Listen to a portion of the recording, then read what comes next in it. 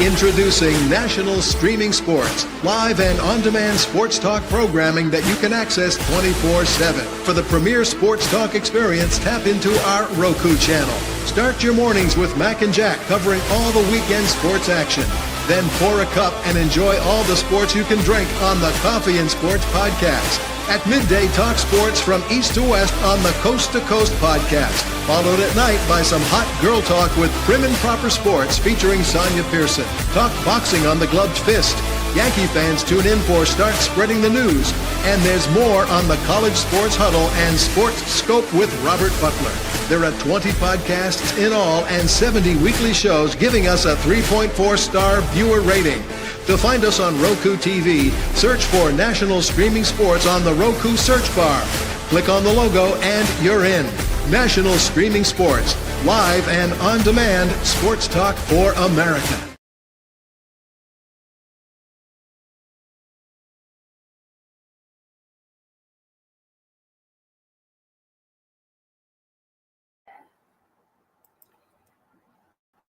You're watching National Streaming Sports. Over 20 podcasts, 70 shows, and a 3.5-star rating on Roku TV. What's up, guys? Hi, everybody. I'm your host, Sonja of Prim and Proper Sports. I'm joined by J Train. Welcome back. J Train's been out for a little bit. So glad to have you back with us tonight. And B Trilla. You guys, I don't know what is happening. Give me 1 second. Whoever is streaming on the platform is going over, and I am not able to add us over there. And I know I'm going to get a phone call if it doesn't go through. So anyway, welcome. James, while we're getting set up, how are you feeling tonight? I'm feeling invigorated. I don't know. Maybe getting sick ought to happen more often so I can get up and get some energy. 50 years old, man. I don't know what to think about 50, except that I'm here.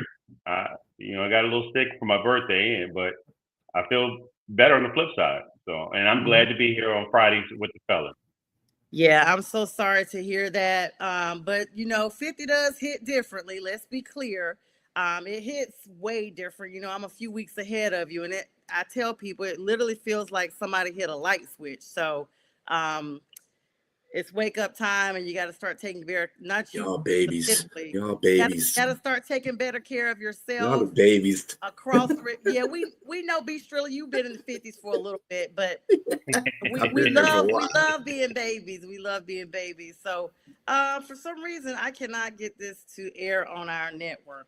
I don't know who's on there, but their show is going over and it has just screwed us up. So for our Northeast Professional platform, we will re-air this at 2 a.m. If you're watching this on a replay, it's because we could not ever link it at 9 o'clock, and it's now 9:04, and we still are not able to connect, and we have a show to do. So as they say, the show must go on. Guys, you see I'm representing my blue here. Duke, my Blue Devils, still going strong.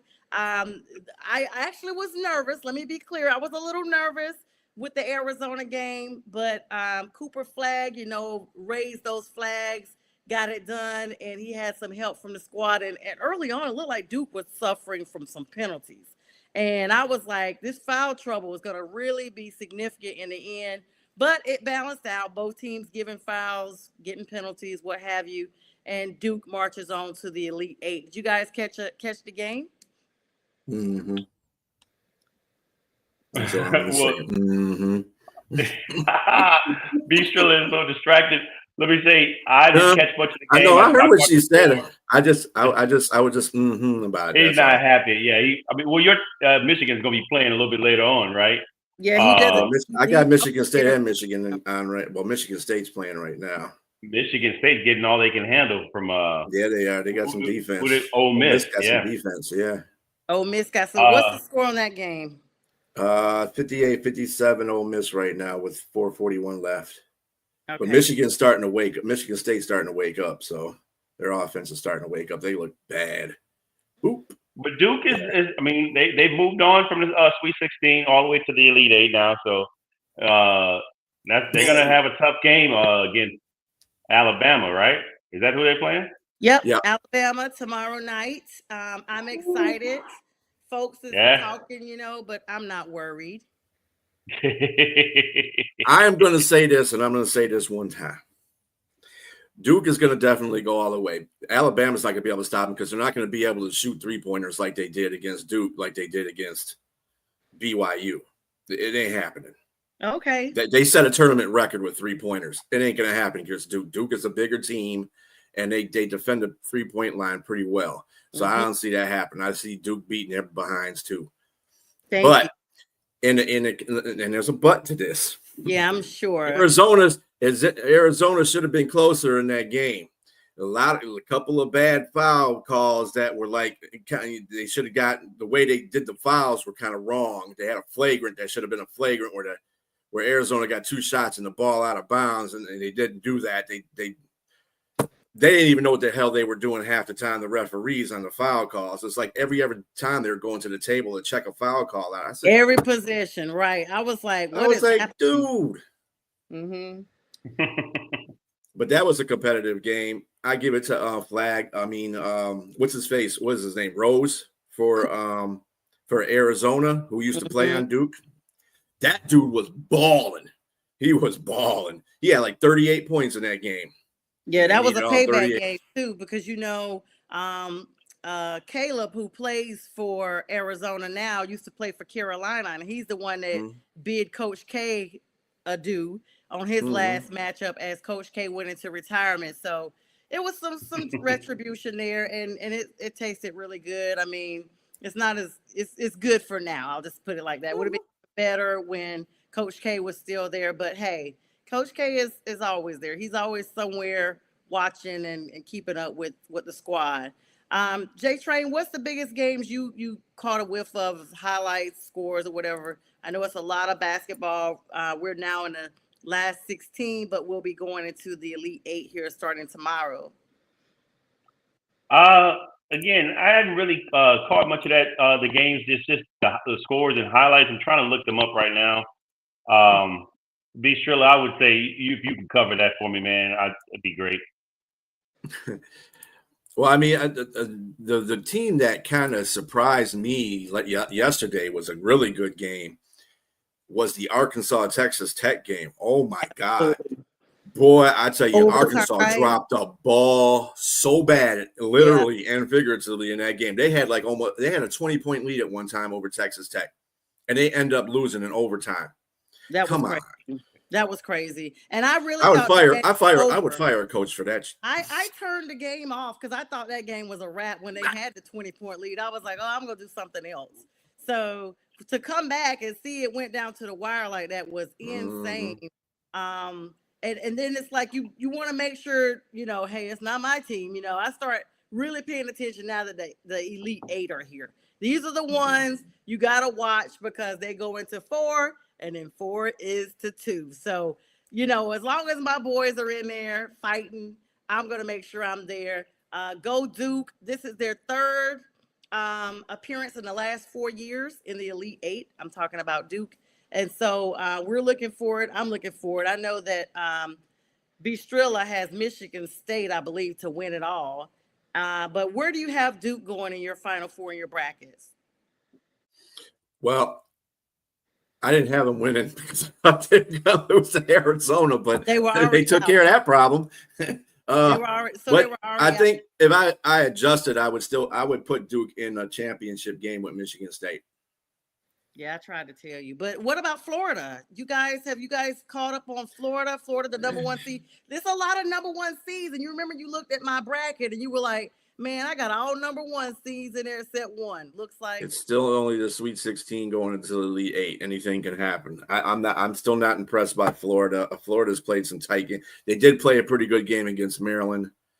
But other than that, they've been kind of shuffling throughout the tournament as well. As far as, let's see, who's playing tonight? Houston's playing tonight, ain't he? Yeah. But by the way, the Tennessee UK game, which I thought was going to be good, Tennessee's winning by 15 points. Didn't I tell you, Tennessee is knocking them 3-pointers down. Hey, that's the difference in the game. You get hot hitting on threes, you can be bag school Division 5 and beat any big team. You know what I'm saying? I'm just saying. This is the problem with the basketball. There's Kentucky, they worked with work. Calipari years ago. Kentucky's not that powerhouse anymore. Yep, those Wildcats have been tamed. So there you have it. And shout out to Linda and Mac over at Roku. Mac, we hope you're resting up really well. We miss you, but don't worry, we got it from here. Guys, everybody coming in, this is Prim and Proper Sports. I'm going to try once again to try to connect Northeast Professional Sports. Hopefully that person has finished up their show now.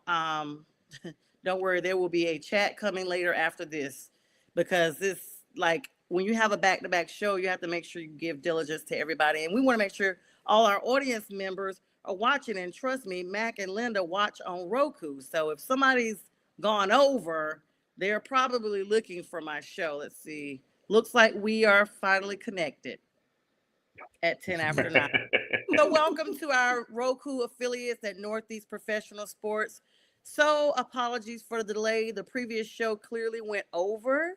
And so we've been on air since 11 minutes ago trying to connect to this stream, but we're so excited to be here. I'm Sonja, J Train, and B Trilla, of course, and this is Fridays with the fellas of Prim and Proper Sports. And we're just talking a little March Madness.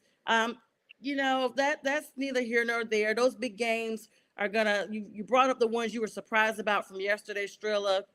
I think that's kind of gonna be the sentiment across the board. Nobody saw that going down. Right now, Michigan State, Ole Miss tied 63 apiece. Kentucky getting that beat down from Tennessee, 37-51 right now. Live score tonight at 9:39. Michigan and Auburn will be kicking off. That's going to be a big game, number 1 versus the number 5 Michigan. And that game that we talked about that went overtime ended 85-83 Arkansas with a buzzer, if I recall correctly. Duke 100. They put a big triple on them to 93. Florida still hanging in there over the Maryland Terrapins, who had a good run. 87-71 was the final score of Sweet 16. And Alabama in the BYU game was nothing. Alabama 113, BYU 88. BYU stands for Bring Your Cell Phone Back Home. Ducks. Yes. That's good. I like that one. Yes. And so tomorrow's games will not be disappointing. I'm glad they're going to be on Saturday. Texas Tech versus Florida at 6 o'clock. They're giving y'all all day to get yourself together, to get your snacks, your drinks, all that stuff lined up for tomorrow night. It's going to be a big night, 6 o'clock. Texas Tech, Florida, 6:09. And then at 8:49, I'm going to be ready. Alabama and Duke, the number 1 versus number 2 seed. And then that's going to be, they're going to wrap that up. That's all they're going to give you for tomorrow. 4 teams of the Elite 8. Then Sunday, they are TBD. Monday kicks off the next round of games. And so it's going to be interesting to see what happens there. Now, March Madness continues to march on, but we do have some other breaking news. Let me go right over here. This was breaking news as of today. I'm surprised, guys, we didn't actually put this one in the chat. Your favorite person, not my favorite person. Colorado and head coach Deion Sanders have agreed to a 5-year, $54 million contract extension that makes him one of the highest paid coaches in the nation. In 2025, he'll get 10 mil, 26, 10 mil, 27, 11 mil, 28, 11 mil, and rounding out his contract in 29, barring any additional extensions, 12 million. He's 57 years old. He is 13-12 in 2 seasons as the Buffalo's head coach. Let's start there. J Train, I know that's your guy. I'm gonna go ahead and let you, put him up there. Is it well deserved that he's now the highest paid coach at 13-12? Yeah, I would say so. 13-12 is a little bit skewed because the first season, I mean, look, they came there 1-15.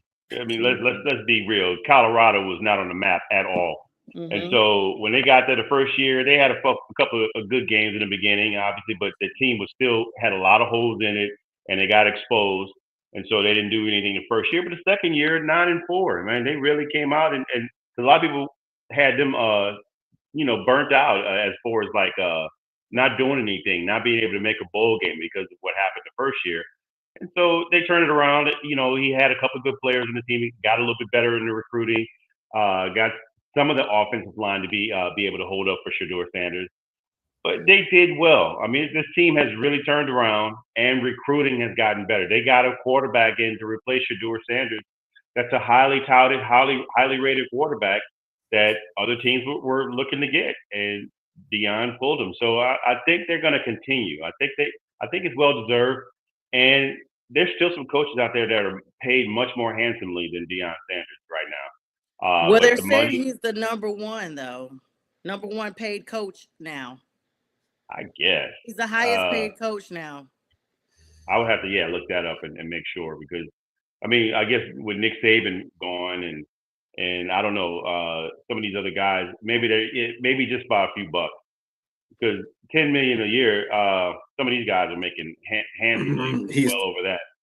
He's the highest paid coach in the Big 12 and the fourth highest in the country, behind Georgia's Kirby Smart, Ohio State's Ryan Day, Clemson's Dabo Sweeney. Dabo. Dabo. So that put him up there. Yeah. So let me tell y'all how I got this article, so they can know that next time writing and reading is fundamental, because they literally wrote, okay, you know what? That's on me, because it says one of the highest, and I missed that. I just saw the highest. So that's really on me. But it's still up there. It's still up there. You're right. So he's paid though. He's still up there. It's just he deserved it. I mean, because he was one of the lowest when they got there. I mean, they didn't offer him a lot of money at all, because they really couldn't afford it. They had to find ways to get money to pay him the money that he was getting. So, which is weird, being a big program like that, but just hadn't been really active, I guess, in all these years. They hadn't had a winning season, I think, in 20 plus years. Long time. Yeah. Winning is money. Winning is money. That's all it comes down to. This is why he got that contract, because winning is money, and his name brings all the girls, brings all the boys to the yard. He's trying to do a Keely reference, but Khalees. His name. But anyway, all the boys to the yard, and they're like, yeah. So I think that Colorado it's a business. Colleges are a business, and the business is to get recruits to your team so you can win. And the more you win, the more money you make, because you're in those spots every year where you're winning your conference, in the national playoffs hunt, that kind of stuff. And I think Deion can do that, and I have to agree with that. Yeah, congratulations to him. But I think about something that J-Train brought up. We saw him come from Jackson, and they definitely didn't have no money down there in Mississippi. In fact, he literally brought awareness to how poor that area is. I mean, they were having issues with clean water, everything, and they could not afford to stay, with Deion, because they could not afford to pay him. So, he took him and some of the players, including his son and some other folks. It feels like he took half the team, honestly, but I don't know about that part. I want to be factual here. They went to Colorado, and I'm going to be honest, I was one of the biggest skeptics. J-Train will tell you, we've been doing a show since he basically went up there, and I'm just like, you know what? This team is not ready for that. I feel like Deion was focusing more on, his name. But maybe let me be more pragmatic. Maybe this was not his fault. He can't help who his name is. He can't help what he's worked hard for and he's gotten to. It's just like, we're here now on Northeast Professional Sports. Next week we could be on ESPN and everybody knows us. We can't help that people know us and like us, and they're like, oh, I remember when you were, on podcasts. Now you're, on ESPN.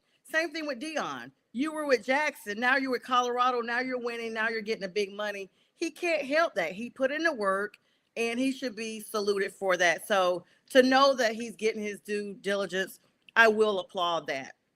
I will also applaud, speaking about Deion, that he has apparently put a statement out. I have not read it, but I've saw like some glimpses of it, that he's like, hey, NFL, you got it wrong about my son. I don't want to put the narrative out there that it's take my son or else, or my son deserves this. I want to express to everybody that wherever my son goes, that we will be grateful and we are gracious for the opportunity. Trilla, I'll start with you. Did you have an opportunity to see, the statement itself? Mm-hmm. What I don't kind of agree with that because I don't think he's going to be happy where he goes. You think it's and that's just telling me and okay, and J Train ain't gonna like this either. This is telling me that he ain't going to the Giants because that's where he wants him to go.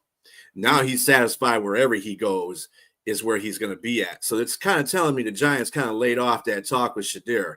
Yep. I'm thinking that maybe Cleveland might try to get him. And hell no. If I was his dad and if it was my son, I'd be like, nope, I'm not going there. You think it's damage control? You think it's like he's putting this out here now because he sees, like, wait a minute, my son it could be that too. I don't know. I just think there's a lot of things you could take from what he said. Mm-hmm. And just like any NFL team that's out there talking about who they could get or talking in circles, it could be a smoke screen too. You never know. What's your thoughts? It's this time of the year. Yeah, what's your thoughts, J Train? Yeah, Sonya, look. I saw it. Deion Sanders is who he is. I think he's a relatively honest guy. He can be blunt at times. And I think he just understands that ultimately his son is going to be playing for somebody. Mm-hmm. He's going to be playing for somebody. And I think the biggest part about this, what I took from it, is that they put a little more information in regards to because he's still not backing down about what was said about his son. He's still not backing down in regards to the brash and arrogant statement that was about. They went out, he himself and Warren Sapp went on a diligent hunt to find out who said that. They actually found out who it was. Wow, what? And they talked to the team about it, and the team said, we disagree with what that coach said. We had a great interview with your son, and we're looking forward to seeing what happens next. Clearly, he went on and said that about what his interaction with that particular team. They didn't put any names out there, but at the same time, I think that the teams that are available for his son, he understands that. Yes, I think I might have to agree a little bit with B. Trilla, is that there might be a little bit backtracking from New York, and they may or may not select him. I still think he's going to get selected in the top 5. He'll go. I mean, it's not going to be Jacksonville. It's not going to be the Patriots, New England. So, but it'll be either, because I'm hearing a lot of people say that it's going to the Saints. Yep. No, I don't think he's going to fall that far. I don't know, man. If the Saints want him, they may have to go up and get him a little bit, maybe in front of number 6, the Raiders, Las Vegas. You may have to get the up. Raiders certainly ain't going to get him. Oh, they may, brother. I'm telling you, Tom Brady. Don't discount Tom Brady and what's there. Yeah, Shador, they have a relationship. Tom Brady is friends with Deion. Absolutely. He's also mentored Shador. I mean, absolutely. I would not be shocked. That actually is a good point, J Train. And so, with that said, he could sit somewhere, but a lot of pundits and a lot of mock drafts have changed their tune, and they're looking at him falling no later than either Cleveland. Some people have him at number 2 at Cleveland. I'm shocked. But still a lot of them still have the Giants, and I just don't see him falling past 3 or at the latest 6. And so, I mean, if he fell to New Orleans, I would be clamoring for New Orleans to grab him, because ultimately he's got the it factor, and he's a very sharp, precise passer. I mean, so if we can protect him and you get him the weapons, he got weapons there. He's got Chris Olave. He's got Rashid Shaheed. He's also got Shaheed's coming back. Yeah, they're all coming back. So if he falls there, man, he's got a kind of a ready-made offense. And with Alvin Kamara too, being a running back, he's throwing out of the backfield as well. But I'm not gonna keep my fingers crossed on that, because I don't think he's falling past 6. I wouldn't be surprised though. I'm gonna be honest. I wouldn't be surprised. But let me tell you something too. He would actually fall in a good space. Now, do you think they would start him? this is hypothetical, obviously. If New Orleans gets him, would they start him, or they let him sit a year and let Derek Carr take the majority of the snaps? So Derek Carr, it's funny you bring that subject matter up. Derek Carr is not Kellen Moore's guy. He's only there. They did a lot of smoke screen and said that Derek Carr is going to be our quarterback for this year. I think most of that is about the money. Everything is about what they owe him. So they're going to give him the opportunity to be the starter only because they can't release him and take that huge cap hit. And next year they can release him. They can release him and get rid of that money. Mm-hmm. But so that it may only make sense to allow him to play. But will he start? I mean, if Shedeur Sanders was to come there, that city would be in an uproar because the city does not like Derek Carr. I mean, as of right now, as a matter of fact, there's some communication that he wanted to leave this year. He put his name out there to say, I'd like to go look for a trade, but it couldn't happen. Mickey Loomis wouldn't allow that to happen. He changed his contract, allow us to be able to make some free agency moves, having 30 million under the cap. And so, yeah, but I still think there might be an opportunity to answer your question, B. Trilla. If Shedeur Sanders were to come there, I think it would be an open door for a quarterback competition. And any would match the culture. I mean, I'm sorry, J Train. I literally feel like the flashy persona of Dion and obviously at least a little bit of Shedeur. I mean, New York is a big city, but New Orleans is the entertainment. New Orleans and Las Vegas are entertainment capitals. Like they are entertainment cities. And so he would fit in literally with any of those three, literally. Oh, New Orleans is a city of bling bling. He holds up his watch just like this. Everybody's going to be holding up their watch behind him just because of how he. It's a statement. Yes, absolutely. Yeah, I so believe that. I believe that. What's the score? Let's get a score check in with you, B. Trilla. You're watching the Michigan State game right now. What's the score? Last we checked, they were tied. Michigan State has won. Bye-bye, Ole Miss. The game is over. Wow, it's over. Congratulations to Michigan State. So I think I picked them to win as well. So that means I get another point on my spreadsheet here for the bracket. And congratulations to you, Trilla, because I know you picked all Michigan teams. So I know that's one that you have for yourself, correct? No, that's not correct. I did not pick Michigan. I have Michigan losing to Auburn. So I didn't pick all Michigan teams. Oh, I'm a realist. Michigan may have some big players. I just don't think they can beat Auburn right now. It was looking like that at the beginning of the tournament, but what do you think, J Train? Look, Michigan. I don't know if these are Fab 5 days, but they may exactly what I said. They may have an opportunity. So I mean, anything can happen. That's what this is, March Madness. So there's opportunity. We'll see. But I'm with Trilla, so they may not have it. This might be the end of the road for them, but we'll see. Mm-hmm. We'll see. They might be bringing out that boys to men. Okay, I'm gonna do something I rarely do. I rarely talk about my team extensively, but I need you guys to dedicate 5 minutes through here. Don't give me a short answer, even though this is something we talked about in the chat. I legit want to know the reasoning behind. So a couple of days ago, there was a video that came out.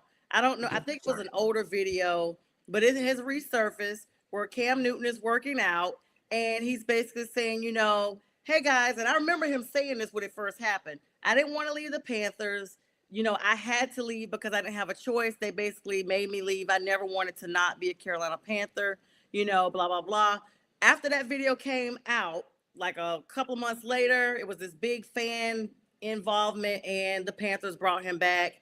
Everybody remembers the I'm back when we played Arizona. He got all in the camera and everything, and we won that one game, and then that was it. So he was only there for that part of that season he was signed. Well, apparently the Panthers Wire in Charlotte, Joe Person has written this article that all is not lost with Carolina, and it now coming up on the 10th anniversary since the epic Super Bowl fail that we had against the Denver Broncos. there's a little nostalgia going around Carolina, not for an honoring of Cam, but for a reconciliation that it is not all off the table that Cam could come back and be a quarterback for our franchise. I didn't say starting quarterback. I said quarterback. J Train, I'll start with you because we're in the same division. And I know you are going to give me an opinion that is not emotional based. It's going to be straight facts. And Strilla, I'm going to let you be either able to, retort what he's saying or give a different opinion. And I'll give you guys my opinion. I think it's a little too late for Carolina to come. I mean, this is all I would say just we're sorry, like we apologize and we understand what Cam Newton means to the Carolina Panthers nation and what he's done for the organization. I mean, obviously they went to a Super Bowl in 2003, I believe that's when that was. Without 2015 no, and I in got a point. 2003. Yes. No, I wasn't trying to. I'm not throwing a shot at Carolina. No. I'm just saying. I know. I thought you were talking about the one with the epic fail, which was 2015. Oh no. I'm just saying. Without Cam, yes, they made it there once, but with Cam Newton as their MVP was there that year in 2015, when that's their best year in the organization, and the whole organization. 2015 was the best year I ever seen in Carolina, and that's saying a lot. And most of that was on the back of number one, was on the back of Cam Newton. And so I believe him when he said what he said in that video, and what he got to lie for, and I think that they forced him. It's a business. At the end of the day, football is a business. Mm-hmm. So I don't care who you are. You could be number one, Carolina, Superman. You open your shirt and show your big S on your chest. But when it's time to feel like you're expendable, you're expendable. Mm-hmm. And at that time, Cam Newton was expendable. It probably, looking back, probably wasn't a great decision, but I think they're just trying to save face a little bit. But if I'm Cam Newton, I'm just going to give my honest opinion. I'm not coming back as a quarterback right now. As beat up as I am, as hard as I played football, this game is not for me. It's the NFL stands for not for long. Mm-hmm. And so when you have somebody that plays the way he played, the time he played, the prime years are gone. There's no way I'm coming back to play because I don't play that style of football. I don't play the pocket quarterback. I'm the guy that can get out of the pocket and scramble and run. And they design plays for me, but you're not going to design plays for a guy that's in his late 30s because that style of football is gone for him. And he's making money. He's got a great media podcast right now, fourth and one, I believe, with Cam. Mm-hmm. And he's also on he's also on ESPN. There's the sky's the limit. Cam has always been a big personality, mm-hmm. and I think that part of his career is where he should focus right now. Okay. Hello, MD Vertis. Mia, how are you? Strilla, your thoughts? I concur with what Jay Trainer was talking about. I mean, I think the best, actually, to tell you the truth, I think the best thing for him to do now is be a coach. I think he'd be a hell of a coach. He's got a good personality for it. So, I mean, and he loves the kids. So, I mean, being a coach would be great. Start off at a lower thing and just, boom, he could be where Deion Sanders is. You know what I'm saying? He could actually be in the NFL and coach. I think he's got a good personality for that. But as far as playing, no, dude, he can work it all you want. You were working out when your last days in Carolina, when you came back, and you didn't do a very good job. You kind of look like, I'm sorry to say it, ass when you came back. You weren't the same Cam Newton that took that team to a Super Bowl in 2015. That's for sure. So you got to just go by what your physical abilities are, and if you can be a character person like he is. And I don't agree with everything Cam says, but that's just being a human being. Period. Nobody agrees with what everybody says, but he's got a character. If I was him, I'd be a coach because he loves football. I don't know. So whereas I agree with both of you all, I know it's very difficult for me to remove my fandom. It really is.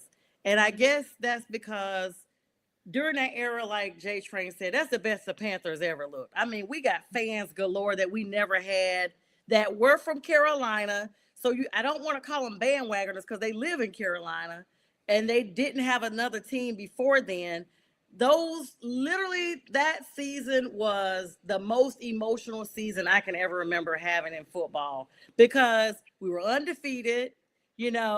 I remember I went and bought so many Panther shirts that year because I was literally wearing a Panther shirt every day, everywhere I went. I was going to my office with a Panther shirt on it. I had gotten like some blinged out Panther shirts so they would look dressy and put a blazer over them, Like I was going to court at work with a Panther shirt underneath with a blazer as long as all you could do is see the little bling up here. Like I went to church with Panther stuff on. I remember when the Panthers lost the Super Bowl and my minister's wife, they're from Dallas, they're big Cowboys fans.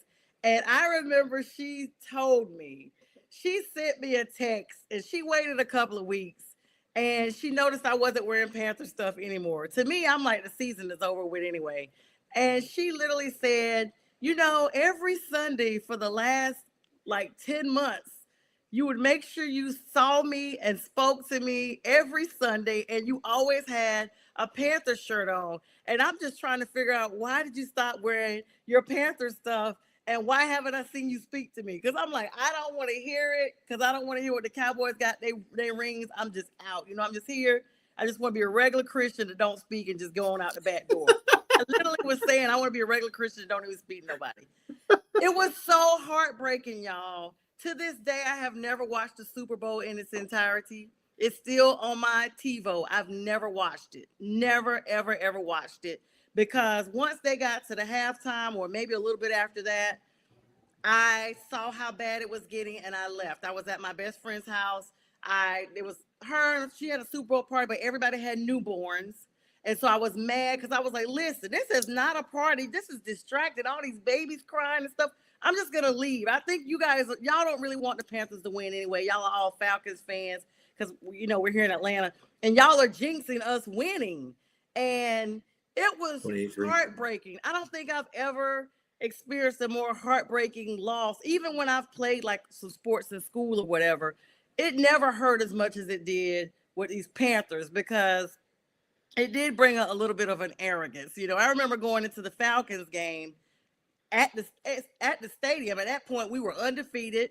I had on my Cam jersey, all these Falcon fans. Y'all about to catch that L today? I was like, oh, wow. And like, y'all coming for me. I can't even walk in. I was getting everybody. I was like, yeah, we're just here because y'all on the schedule, literally. Like, did y'all see what we did to y'all in Charlotte? Do you think that you about to do something? We routed y'all 34-0. I was there. And they were like, yeah, we're going to mess up that record. I was sitting beside this kid that was probably 11. He had on a brand new Julio Jones jersey. It was blinding red. I knew it was new. And me, I'm talking junk to everybody. I don't care who you are. If you there, you're going to get talked. So I was like, hey, when'd you get your jersey? And he was like, what? I was like, did you just get your jersey? He's like, yeah, a couple of weeks ago. I said, yeah, I know. I said, so you're a Falcon fan? And he was like, yeah. I said, let me go ahead and prep you now. How old are you? And I think he told me he was 10 or 11. I said, as long as you wear that jersey, get ready for a lifetime full of disappointment. Why are you picking on the boy for? Why are you picking on the 11-year-old, man? Yes, I did. But let me tell you, payback is a mug because when we lost that game, that same kid was sitting beside me and he was like, are you okay? I said, what are you talking about? He was like, do you see the score? The game is almost over. I said, mind your business. Y'all, I couldn't even get out of my chair. I waited for him and his dad and whoever was with him to leave. I felt paralyzed and literally my other truck, I got scratches on my truck because I was so mad when I left the game that I was arguing with people out in the parking lot. They're like, yeah, we was waiting on you, Red. We was waiting on you. Yeah, we did what we said, because they were out the tailgate and we were waiting on you. I was like, don't wait on me. Wait on your mama. Wait on your mama. Damn. I said, and when the Vikings win tonight, make sure you enjoy your short-lived playoff victory because you're going nowhere because the Vikings were playing. And that's when Teddy Bridgewater was there and they had like that field goal that propelled them. And, at the end of the season, it's like this team over here got to win to keep you in. It's a whole lot of stuff I never understood the logistics of. Teams somewhere else got to win for you to stay in. But I pulled out real quick, and there was like a tree branch hanging down, and I heard it scratch up my whole hood. I didn't even care. I didn't even care. I just screeched out of there, fishtailed out of there. I want everybody to know I was mad about that game. But that game was just a preview of my disappointment for the Super Bowl. And to this day, I didn't know Cam didn't dive on the ball. I didn't know. I didn't know. People have told me that, and I have gotten in big arguments about it. I'm like, you're lying. There's no way Cam didn't do that. And they're like, yeah, pull the tape. I'm like, I'm not going to do it. Only time I finally fessed up to it was Cam talked about it on his podcast last year.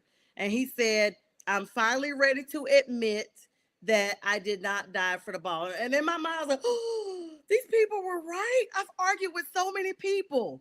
And Sonja, the tape don't lie. The tape don't lie. But y'all remember, I was shocked when I saw it. I watched the game. I never watched did the a whole Rasheed game. Wallace on that boy.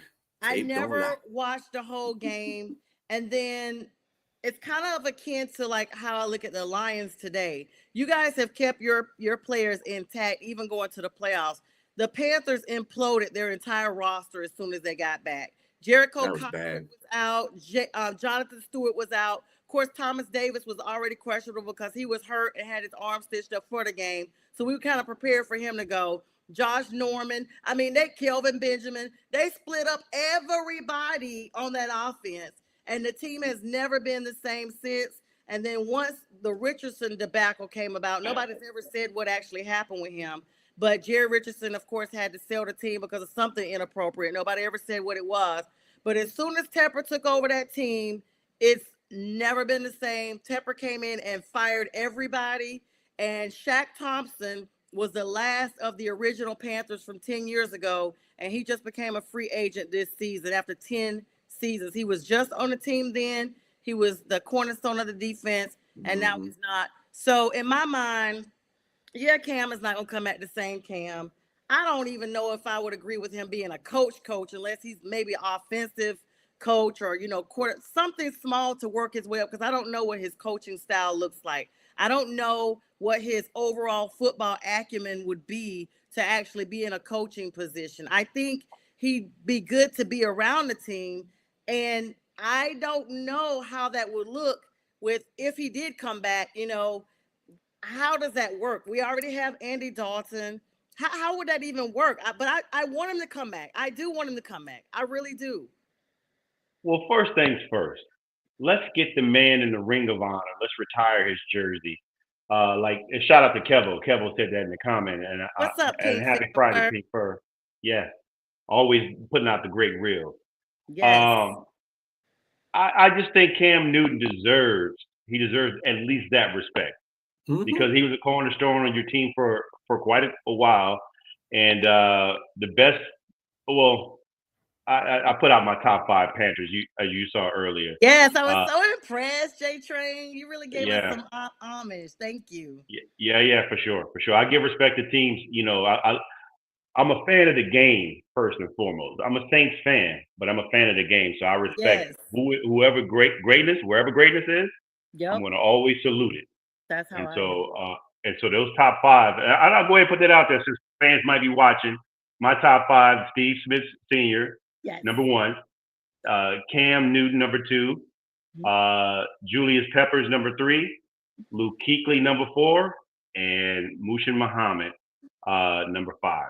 I met Musha. He's super cool. I have a picture with I'm him. Surprised you didn't put Greg Olsen on there. Yeah, I was thinking about Greg. Greg is up there with he's top 10. But yeah. And he's one of the best players that in that organization. He was one of Cam Newton's top targets. Hell of a tight end, yeah. Yeah, he was. He was. Right. Cam don't get no respect. Like, for all that he did, like you said, J Train, he carried that team on his back. He made football fun and familial. The whole family was having fun. Even if you weren't a Panthers fan, you had to respect the fun that team was having anybody has fun when they're winning. But, the dad, he had the kids involved, everything. I was dabbing. I'm a Saints fan. Everybody was dabbing. I I don't know, guys. I don't think they bring him back in all sincerity. I think it's kind of just a little clickbait for us all. Everybody got to put something out there. It's a lull in football news right now, so you got to have something to keep people engaged. But it was worth talking about, and I appreciate you guys allowing me to literally vent. You saw how I kind of had to reel it back in. Like, wait a minute, I'm going so far down a rabbit hole with what's going on. Like, I'm still clearly angry about a lot with the game, but yeah, I mean, it's going to be important to see. I do want to talk about one big draft pick, though, guys, that may get overlooked. 464-pound Desmond Williams out of Florida. He's literally the biggest draft prospect. Desmond Watson, excuse me, out of Florida. If he gets drafted, he's going to be the heaviest player ever. 6'5", 464. I mean, ran the 40-yard in 53 point some odd seconds. So he's fast. He's bigger than the dancing bear that went to Philadelphia. What's his and position? The dancing bear in Philadelphia is end. super talented. I hope this guy's talented. I mean, because that's a lot of weight to carry on. He's actually 6'6". Correction, one more inch. 6'6". He ran the 40-yard dash. They said he's gonna be on track to become the heaviest player in NFL history. I mean, I'm gonna be honest, guys. He benches 225 pounds, a whopping 36 times. The most of any player at the NFL Combine this year. He completed the 40-yard dash in, I said 53 seconds. My bad. 5.3 seconds. That's actually pretty good for a guy his size. That's a DT. I'm not gonna lie. Look, I saw him. He does look a little sloppy, but he's not that sloppy. If he's benching 225 pounds 36 times, that's strong. That's strong. Strong man strong. A 25-inch vertical jump too. That's actually not bad for a guy his size. Right. All those superlatives are fine. There's two things that are going to happen to him. A, he's not going to get drafted because of his weight. Or two, somebody's going to draft him. No, somebody's going to draft him and tell him to lose weight because that is the NFL way. That's the only way he gets to play. I'm telling you that right now. He's going to get drafted. Those measurables says he's going to get drafted. It may be 4th, 5th, 6th round, but I mean, you may be more on the right side. Of that, yeah. When you have a guy that size and that strong, the run is what you want to stop. You want to stop the run, and he's going to help somebody in the short term. I mean, early on, because to be that size and that big and that explosive, that's going to wear on his body at some point. And so I'd give him a good 5-6 years. But what I'm saying, I think you're right in the first where he's going to get he was going to get drafted. That's probably more of the mix, but he's still going to have to lose weight. And let's just think about this now. If he does lose weight, that means his body will be lighter, and the 5'3" that he was running before might turn into a 4'7", or his right. If they draft him, he loses 120, 140 pounds, he's going to be quicker and lighter. So that's going to make him even more dangerous. Mm-hmm. So think about that. And so hello to you, you're Mike. Probably right about the draft. Yeah. Yeah, Mike, thanks for joining. You said the time is 5.86 seconds. I don't know. They got him on Yahoo News is 5.39. So it's I think more of the 10-second split time, and if he did a shuttle, I'm not sure if he did that or not. Somebody look, if he's playing nose or he's playing a 3 technique or whatever the situation is, he's a nose guard. He's trying to stop the run. Somebody that big, that's what they want. And so, and whoever who's playing around him is going to help, or he's going to help them, and he's going to free up because he's going to tie 2 or 3 guys to try to stop him. And listen, yes, and listen. Go ahead, J Train. I'm sorry. No. I just think that. I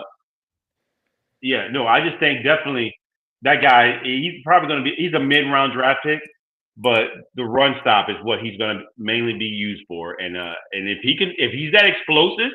That 25-inch vertical, but that height and that size, that's actually pretty strong. I mean, and the 36 reps, that's impressive. Like Mike said, if he loses maybe like 20, 30 pounds, man. Just lose 20, 30.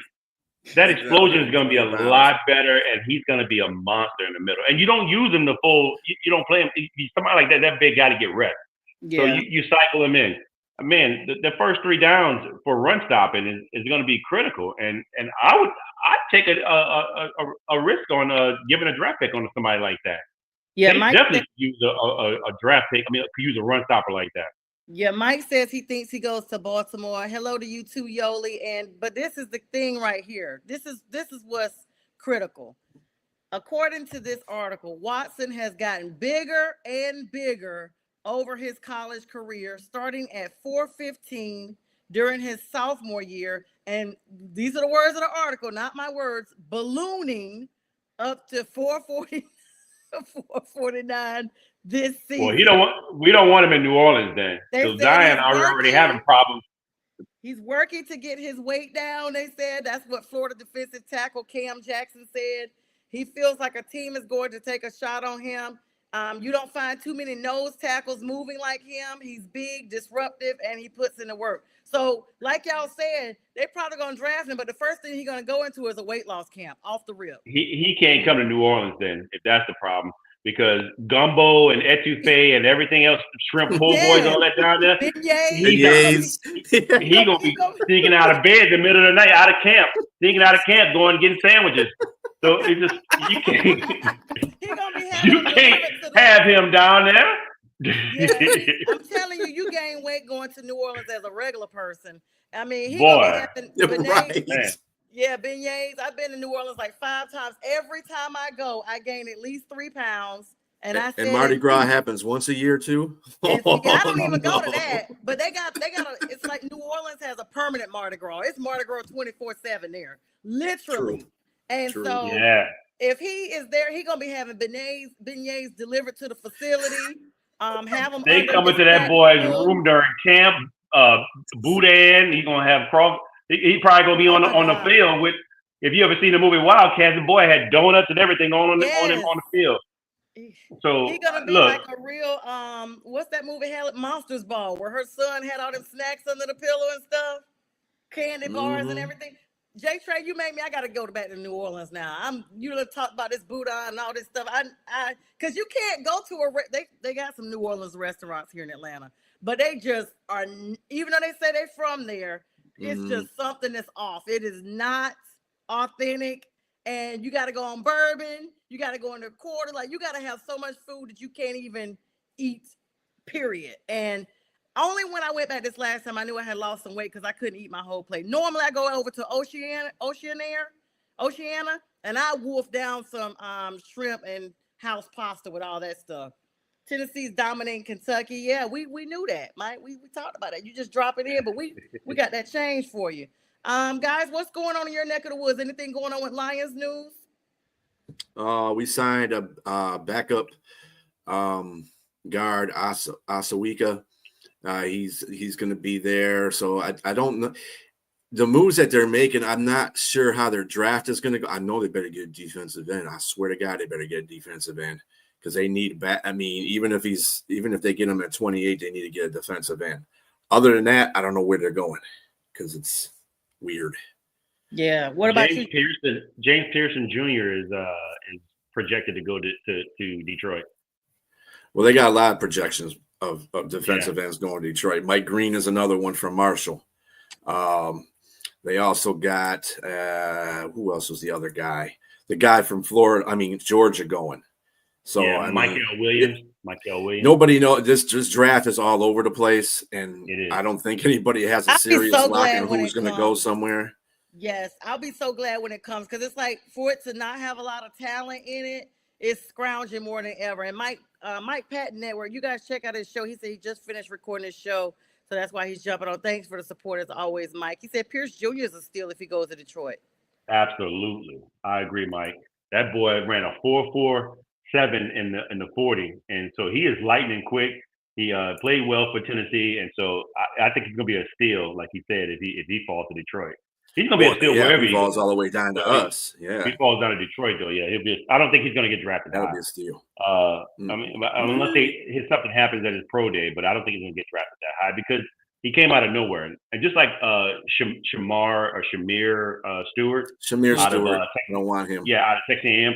He's a combine darling. He's a combine darling. He has all the great measurables, but he has no tape whatsoever. He had 4.5 sacks. He played 4 years. That is terrible. And he has a 20% tackle rate, so he doesn't tackle. Yeah. Well. So somebody's going to reach for him. Somebody's going to reach for him. He's the worst. He's the worst tackling defensive edge rusher in the group. Oh wow. Yeah. What your Saints got going? We got about 4 minutes left, guys. This time runs by so fast. So New Orleans, I think, like you said earlier, the biggest news is that potentially Shedeur Sanders may fall to them. We'll see. They are. There's been communications about getting a quarterback. They're looking at Kyle McCord. They're looking at Jackson Dart. They're also looking at Quinn Ewers. So they're having dinner with all these guys, but those guys are later draft picks. Potentially, the Saints may move up to get either. They were in communication about possibly getting Cam Ward, but I think that might be a little too rich for their blood. 3 first-round draft picks and whatever else they want for them. I just think that New Orleans needs to stick to keeping their draft picks, getting the best player available at number 9, and go from there with the rest of their players. Yeah, and Mike brought up, and hello, Jeffrey. Thank you so much for always supporting and all the likes and love. I appreciate that. Excuse me. So Mike Patton is saying Pierce Jr. actually didn't come out of nowhere. He was a guy who was projected to be a top 5 or 10 pick before the season. All right. Well, I had anticipated Kevin being on here tonight. Kevin, the Dirty Bird fan, but he pretended that he didn't know what time the show started. I guess that's what happens when you're busy all the time. But I did want to plug in this small thing about the Falcons. The Falcons have just signed a kicker, Lenny Craig, on Friday. And Mike Garoppolo reported this on Thursday afternoon. Basically, get a guaranteed 3-year deal. You know what? They are killing me with these guarantees. Like, Falcons, didn't y'all learn your lesson with Kirk Cousins, guaranteeing these folks? But apparently, this kicker, who's German, and maybe my cousin, I mean, he may really be, I don't know, I'm a family and they are German, but he is going to be competing for Young Wei Koo's spot, guys. Young Wei, of course, a lot of the Falcons games, they literally heavily leaned on Young Wei. I remember one game, all they had was field goals and not one touchdown. A couple of games was like Pittsburgh. that. Yes, the opener, I was there.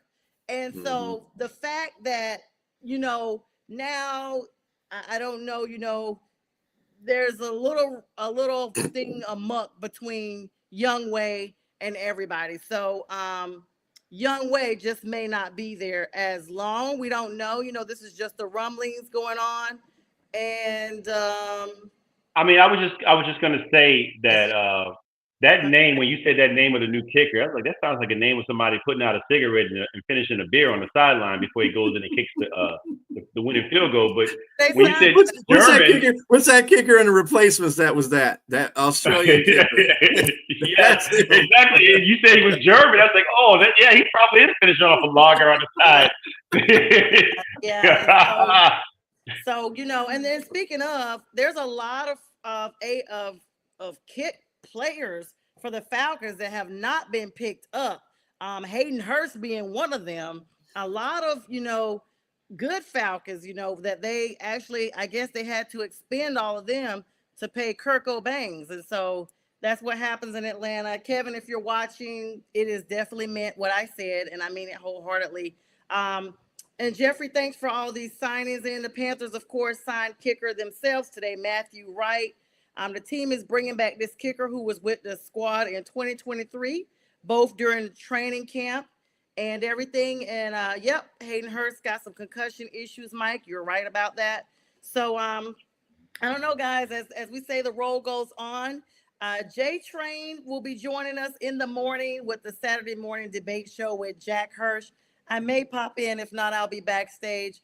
Mac, we miss you. Trilla, thanks for joining us. Trilla will be joining us on Sunday morning. All 3 of us will be on this Sunday morning big sports show. We appreciate everybody for all the likes, love, and we hope everybody has a beautiful last weekend of March.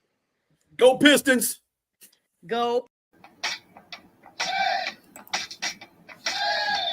This is a presentation of National Streaming Sports. Over 20 podcasters, 70 weekly shows, and a 3.4-star rating on Roku TV.